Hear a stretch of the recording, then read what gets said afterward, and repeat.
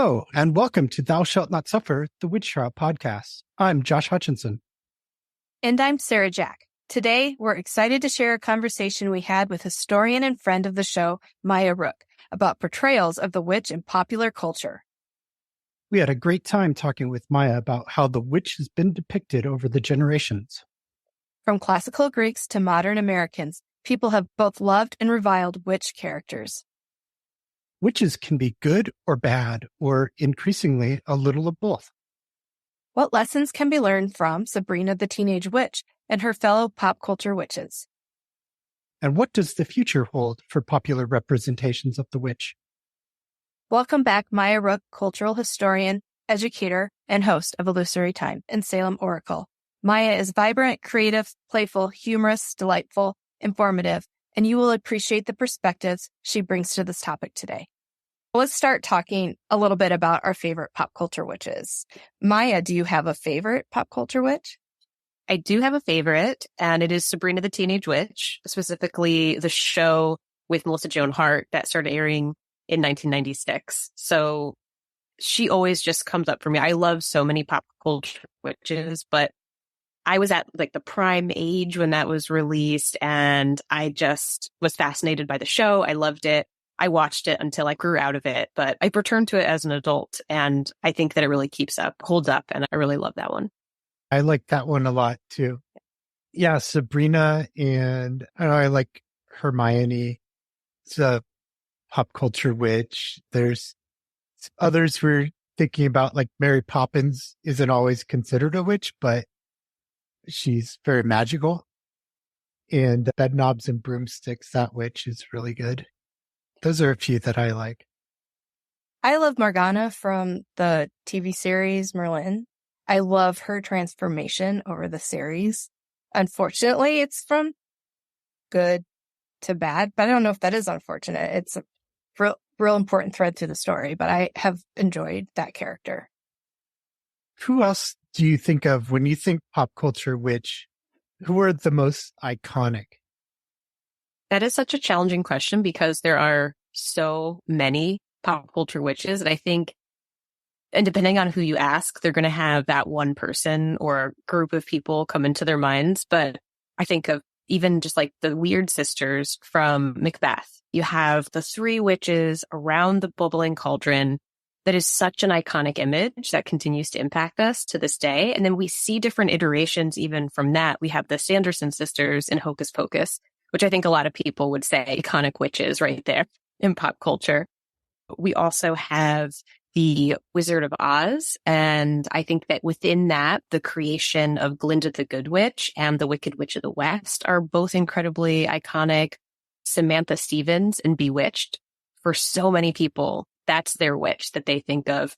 Of course, for me, Sabrina the Teenage Witch. And then you have other teen witches as well. So thinking about The Craft, we get into kind of a little more dark witchcraft there. We have the sisters that show up in Practical Magic. There's Charmed, the television show. You already mentioned Hermione from Harry Potter, right? The Witches of Eastwick is another big one. I don't know. I feel like I could just name witches forever, but those were the top, I think, 10 that showed up for me when I thought iconic pop culture witch. We talk about Hermione being an iconic witch. Why don't we talk about Harry Potter as being an iconic witch? Is it because the label is wizard for him? Yeah, I think so. Right? Because he's a male and is referred to as a wizard so much, I think that he doesn't really pop up into people's minds when we think iconic witch.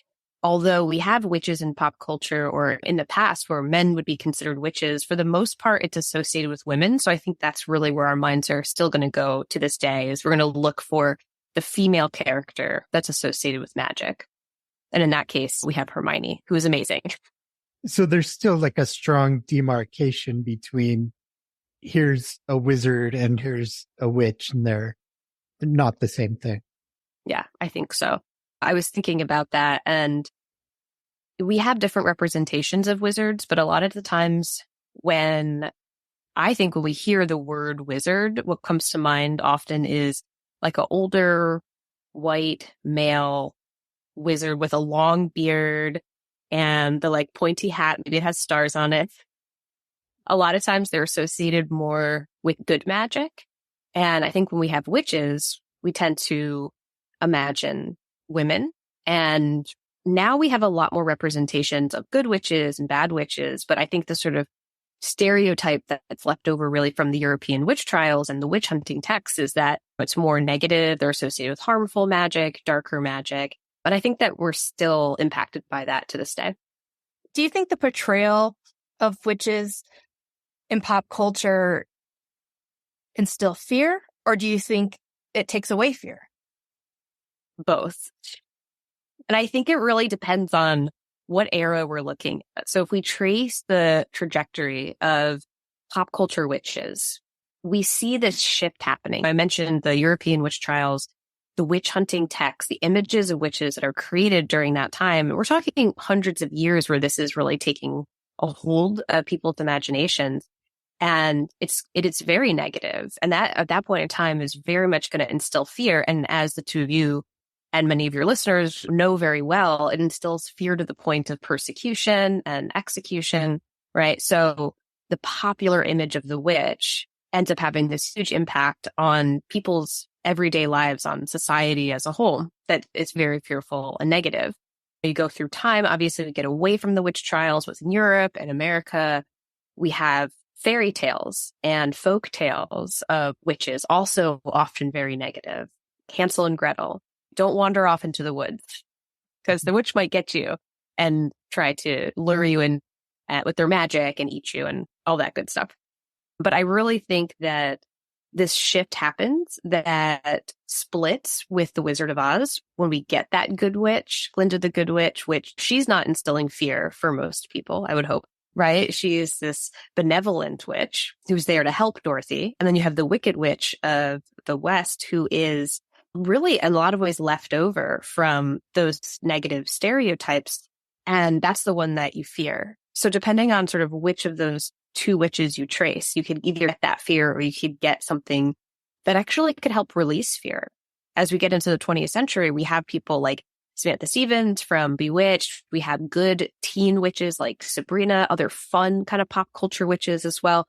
And all of those might be seen actually as a form of empowerment or play, or this ability to have a good time with magic and be able to manipulate and control your world from a place of goodness rather than from a place that is pulling from a darker magic.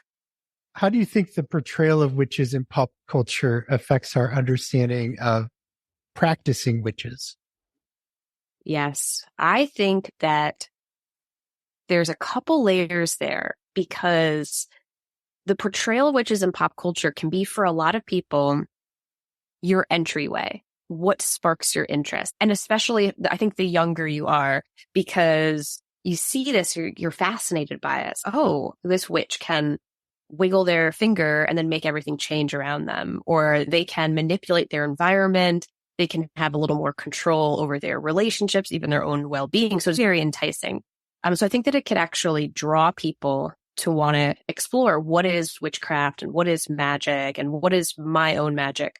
But then I think that the other aspect of it is because that portrayal, it almost is so fantastical and it's external. You see what Sabrina Teenage Witch, she waves her finger and then sparks will fly out of it and something will happen. But that's not going to happen in our real day-to-day lives. Real witchcraft, real magic, in a lot of ways is very ordinary, and it doesn't have such a big flashy show, and it can take a lot of work to tap into and trust in yourself. So I think that it doesn't always show us the reality that if you want to practice magic, there's going to have to be a lot of inner exploration, and that some things might just actually be ordinary and boring, but you are tapping into your own power.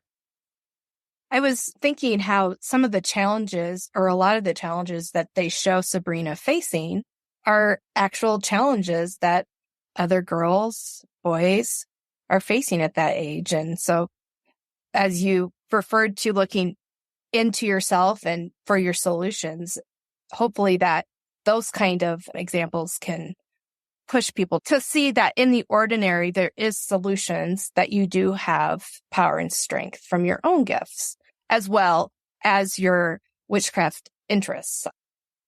Sabrina makes so many mistakes as she's navigating learning her magic. And I think that's really great because any teenager, any person coming of age, any human being is going to make mistakes. They're going to screw up, but they're able to do it in a way that's very comical.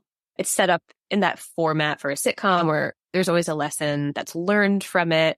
And I think you get this glimpse also that it doesn't actually matter how much magical powers you might have, that there's still going to be opportunities to learn, to grow.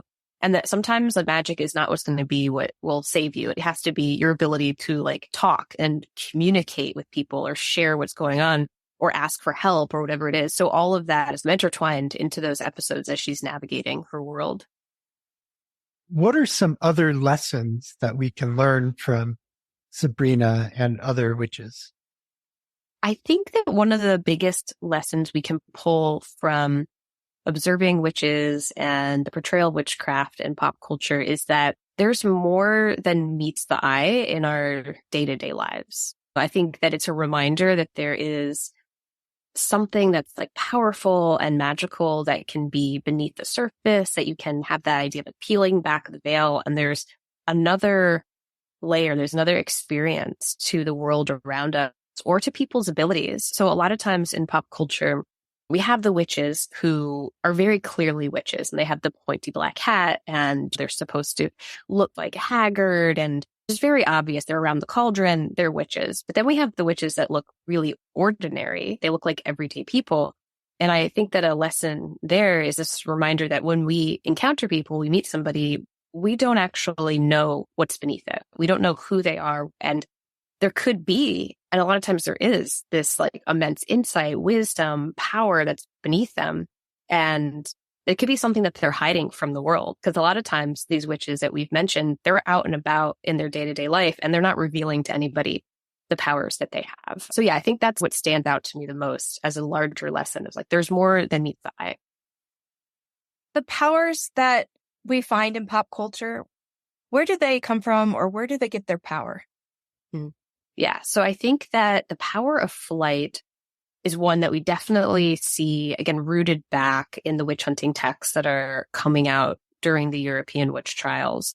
So we're talking about things that are starting really in the 1400s, and we start to hear messages about that witches can fly in the night. We see images coming out of like woodcuts and paintings where we see witches on broomsticks or they're flying through the air in some way. So I think that when we see that today or throughout the 20th and 21st century, the image of the witch on the broom flying through the air, all of it can really be, I believe, rooted back to that moment in time. And I don't know, I think that it's probably a very enticing power to think about. If you could have the power to do anything, the idea that you could levitate and then you could fly in the air and that you could have that kind of control over something that other people can't and have that ability to fly around. I feel like a lot of people would take advantage of that if they could. I'd definitely be up there all the time. No hiding it. It's just, look what I can do.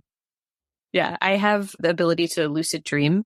And oftentimes when I do tap into a lucid dream, one of the first things I start doing is flying because like, why wouldn't I? Like, what else am I going to do? Okay, well, it is. It's really fun. Something I will say that I love about, again, because I know we're going to keep bring this back to Sabrina the Teenage Witch, vacuum cleaners.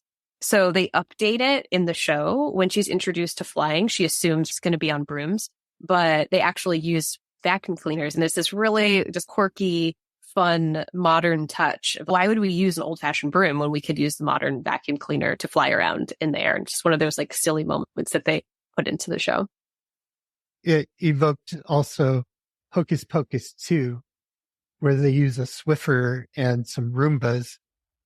Yes, I forgot about that. So yet another upgrade to keep up with the technology. Yeah. But it's still rooted in that domestic sphere, which women were limited to during the witch hunting era in Europe and North America. I think that's a great point. And I think that we do see a lot of that sort of domestication of the witch happening as well. And some of the if we're, want to still look at some of their powers, this connection there. But following Glinda, the Good Witch, I see that as this good witch lineage in the 20th century. And then all the witches that tend to be good witches are usually somehow associated somewhere in the household. So we have Samantha and Bewitched, and she's navigating, okay, suburban housewife and being a witch. What's the line between that? And then we have Sabrina, again, living in the suburbs. Like, a lot of her life takes place in the house with her aunts. They're in this domestic sphere. The vacuums, as we mentioned before, the flying on brooms. I think that we also see, again, tracing back to the European witch trials, some of the things associated with witches take place in that world. I'm thinking of the Malleus Maleficarum and this one story that's told in there about there's some fear around midwives, and they're talking about how if a witch who is a midwife helps a woman give birth, they might pretend like the baby is dead so that they can take it away, or they might bringing it into the kitchen, holding it up by the fire and offering it up to the devil. And that is all the domestic sphere. That's all the women's world, what they're associated with. And it's being almost inverted in some ways. Instead of the power of being by the hearth and the fire as this place to create life, it's then being associated with this darkness, right? So they are inverting their relationship with domesticity.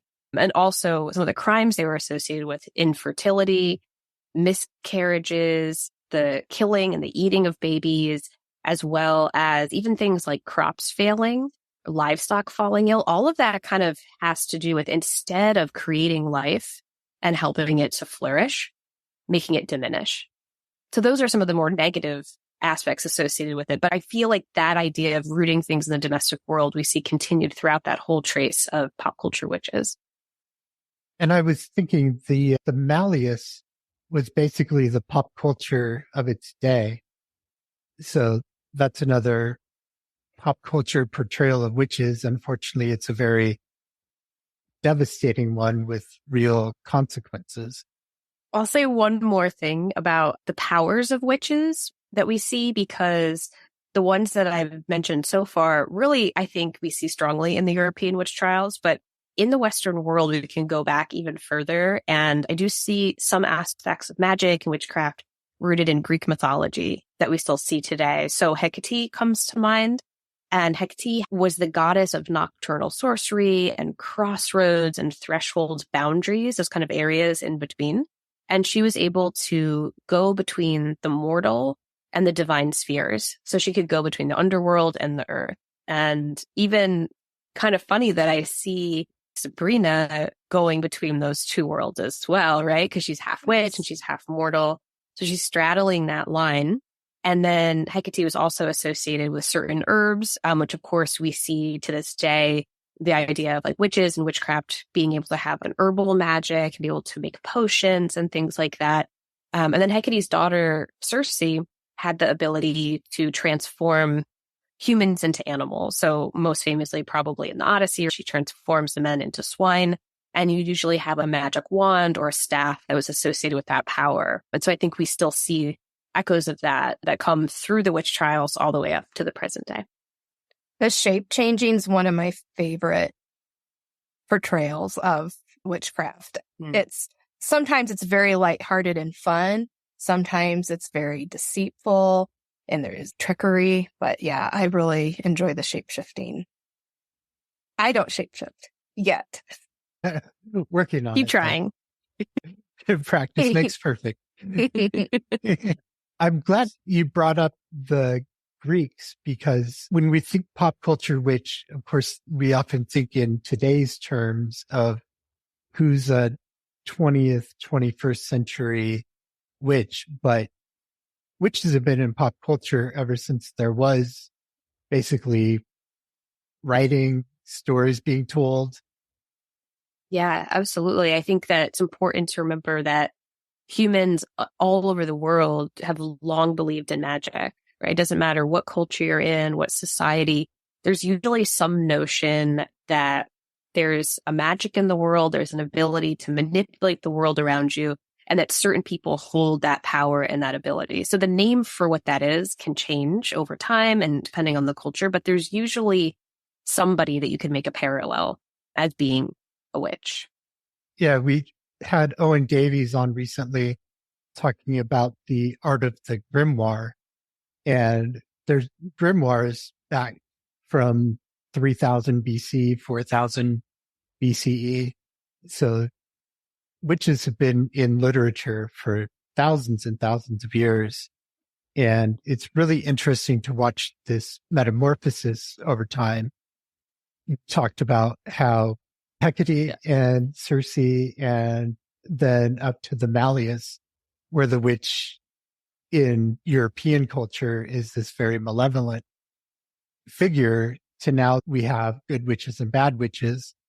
But where do you think the witch is going in the future in pop culture? That's really fascinating to think about. I don't think that we will tire of witches in pop culture, especially considering, as you just said, 3,000 years, 3000 BCE. I think you said we have evidence of witches in pop culture, right? So they're not going to go anywhere. I think that we'll continue to navigate that and keep the witch, the person who has that ability to manipulate the world around them through that power. It'll continue. How will it change? I think that more and more people are publicly considering themselves witches and sharing what their connection is with magic and witchcraft in more public spheres. There's people talk about witch talk, witches on TikTok who share what they're doing. And of course, across all social media, you have similar things happening. But I think that's going to end up influencing the future of witches and pop culture. In some ways, it might become a little bit more normal. So we might start seeing films that are just otherwise just regular comedy or drama. The story has nothing to do with witchcraft, but maybe there'll be a character in it who's just out there a witch. It's just normal. It's part of who is in our society, who's in our culture. And it might start being portrayed maybe even in a more positive light, maybe like a little more fun, a little more playful, perhaps more stuff for children. But yeah, it's hard to tell. People will never tire, though, of the evil witch. I am such a big fan of horror films, and I feel like there's no way that you could have a lot of horror films out there. They need that dark character. Yeah. For sure. But I liked what you said about normalizing portrayals of witchcraft and modern witch practices, just to see they're just your neighbor. They're whoever regular people in your family, and like practicing any other faith.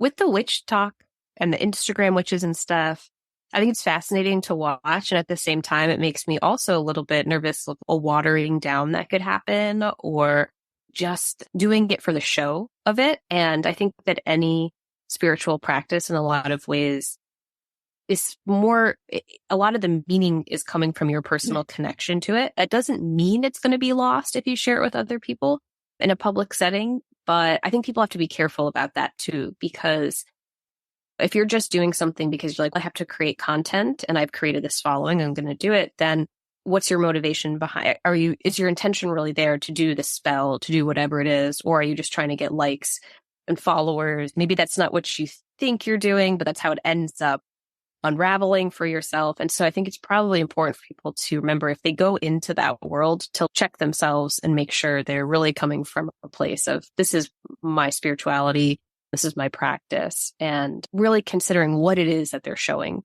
the world. Instead of just making it flashy, putting in all the trappings of excitement. Yeah. What is the actual practice that means something to you as a person, as a creator? That's a good point too. I was really curious who your favorite horror film witch character is. I really love The Witch that came out in, what was that, 2015 or so? I just find that a fascinating film. I was so excited when it came out. I had done so much research on the Puritans of the Mass Bay Colony, obviously the Salem witch trials. And I went to that movie and I felt like I was being really brought into 17th century New England. I felt like I was really there with that family, even the way that they spoke to each other. It was the way that it looked, the dynamic, all of it just felt so real and captivating to me. And then to watch the main character and her storyline unfold and this potential, this fear around magic, this fear around the devil and her sort of luring that comes into it. And then by the end, spoiler alert for anybody who hasn't seen The Witch, pause this, go watch it, come back. But to see her kind of give in to that power in the end is this really beautiful, incredible moment. And I just absolutely loved it. I've watched that movie several times now, and I feel like it just doesn't get old to watch that unraveling. It's so crazy that you just said unravel, because I was literally going to say the film is showing like the unraveling of the mother of the faith. They were just really striving. They were there, spoiler alert, in the woods because of their strong, stubborn beliefs, and they wanted to have things the way they wanted it. But then that's unraveling for them, and then she's like blooming into this character. It's so intense. And Thomason is another person who doesn't feature a lot in conversations. When I was looking around the internet, who are the top pop culture witches, she doesn't feature there, but that's cited as a top witch movie. So it's interesting that she's not thought of in that light. Yeah, she in some ways doesn't have, you have to really get to the end of her story to see her as a witch when she's levitating in the air at the end. And I think that it doesn't have that same flashiness as when we think of like the Sanderson sisters from Hocus Pocus, right? But it's still really powerful. And it's interesting. Yeah, she doesn't usually Thomas, and we're like, oh yeah, Thomason the Witch. It's like we think of her as a character and we think of the movie, which is called The Witch. But at the same time, it's like, yeah, she doesn't stand out. But I think it's absolutely one of the best portrayals of witches and witchcraft that we have in popular culture. And specifically, as you asked about in horror films, I think it's pretty high up there. Yeah. Another thing Sarah and I were talking about the other day, in The Witch, there is the older woman in the woods that's tempting her. So that person is more or less the villain of the feature, other than Black Phillip, depending on your opinion about him. But is it always an older figure targeting a younger figure when it comes to the villains? That's a great question. My instinct is, yeah, it seems like it usually is somebody who's older.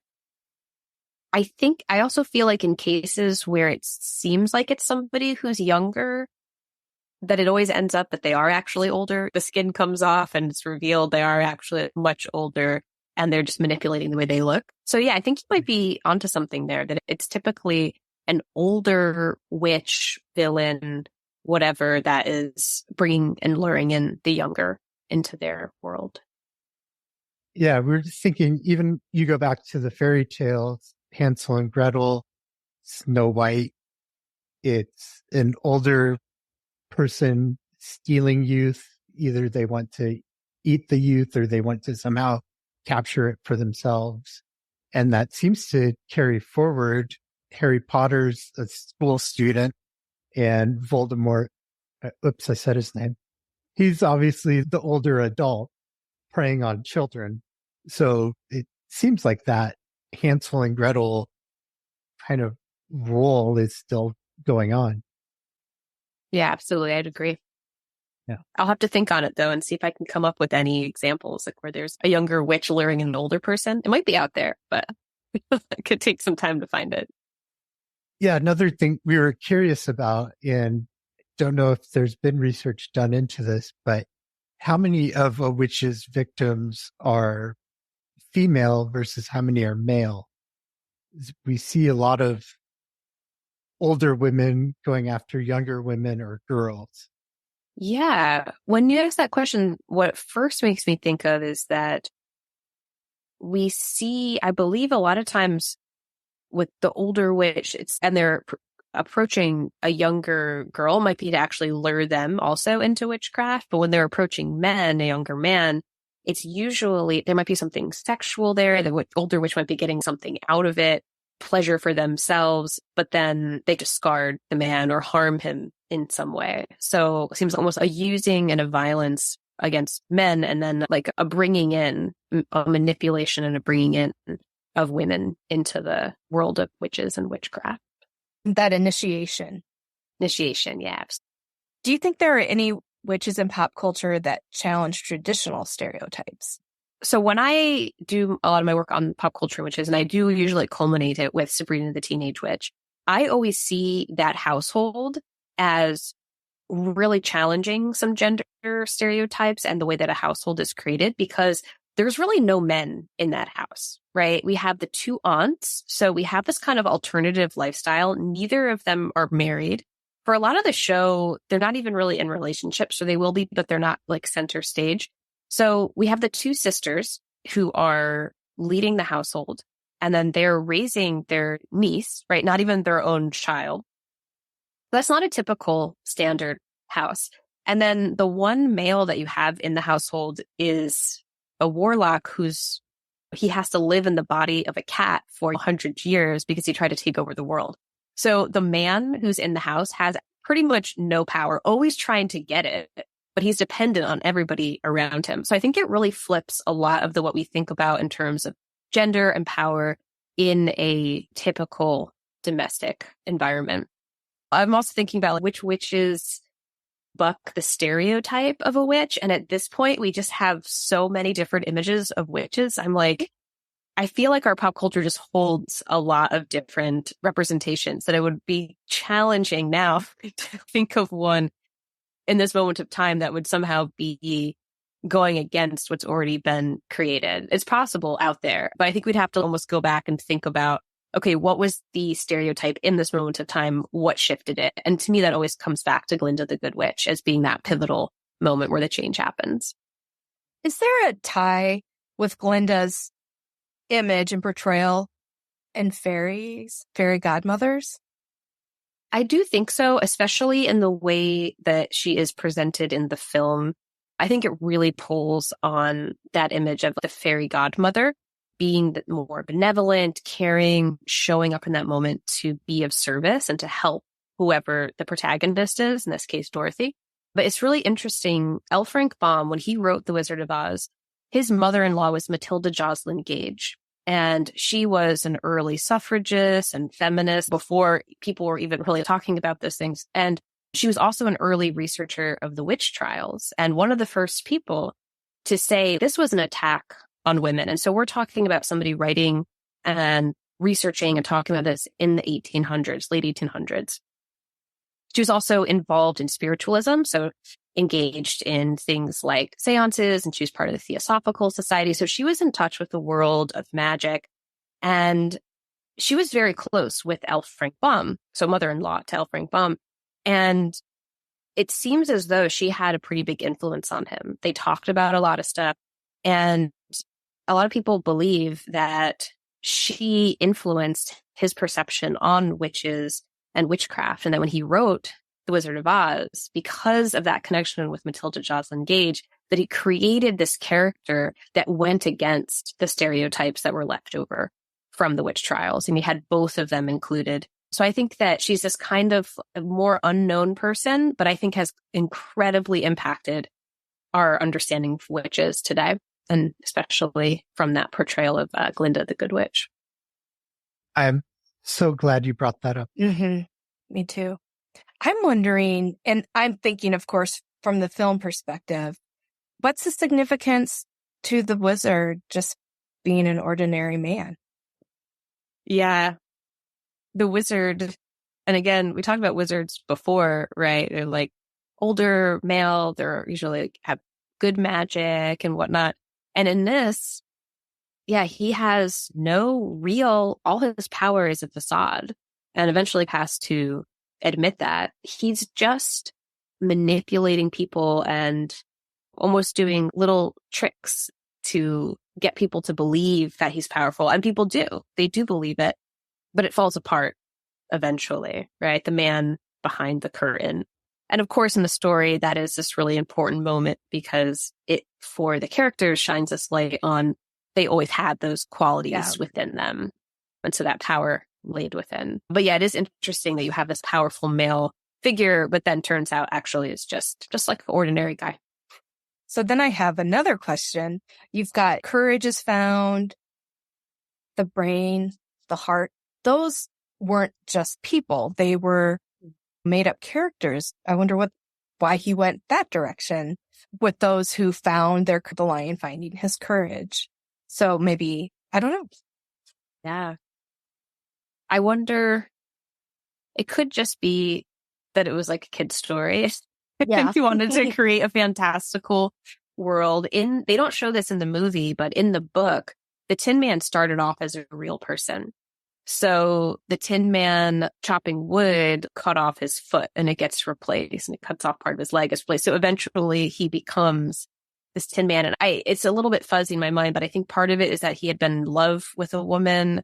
And by the time that it gets to the point of his heart being replaced, he can no longer have that love. So coming back, and that very much could be representative of the time. We have industrialization. We have people who are working more and more in factories, and a stripping down of people's humanity. And so a reminder that people aren't tin men. They're not robots. They're not just there to do work, but they actually have a heart within them, that we have to remember that.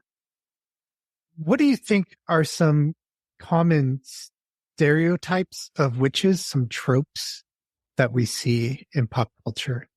One that we've been coming back to is definitely that witches are typically seen as women. Think of a witch, depict a witch. A lot of times it is a woman, it's a female character.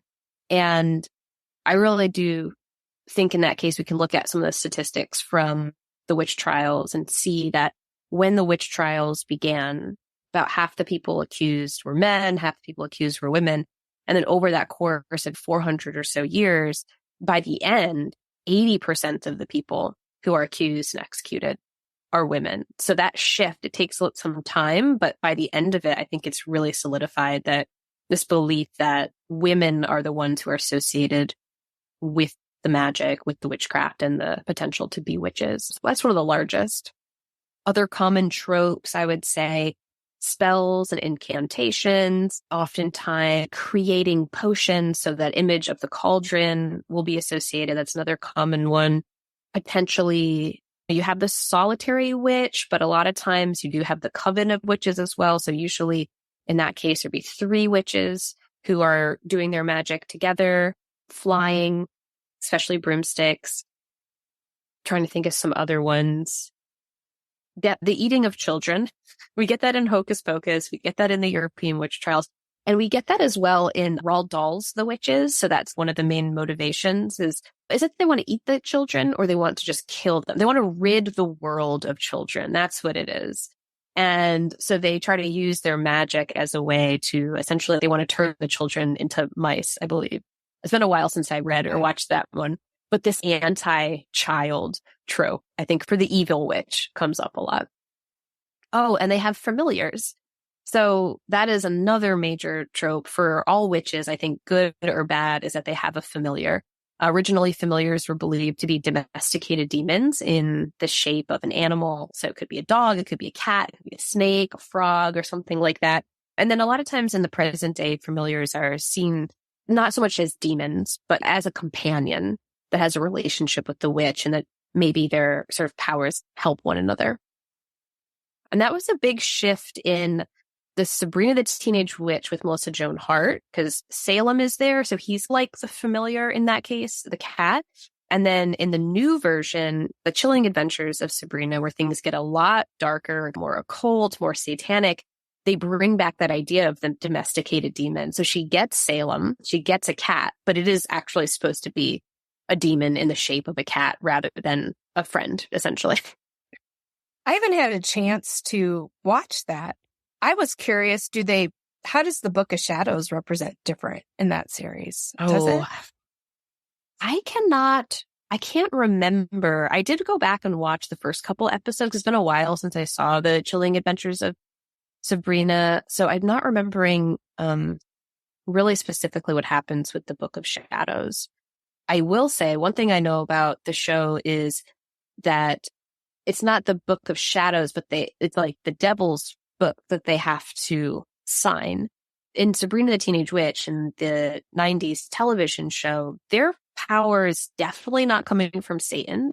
It's coming from like an unknown source, but it's clearly a fairly good or neutral source that is coming from. But then in Chilling Adventures of Sabrina, for her to become a witch when she's 16, she does need to sign the devil's book and give herself over to the Dark Lord.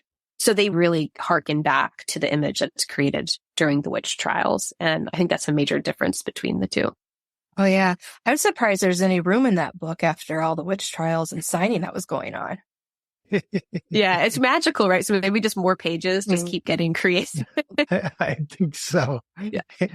And they used a lot of different writing surfaces in the witch trial accounts of that.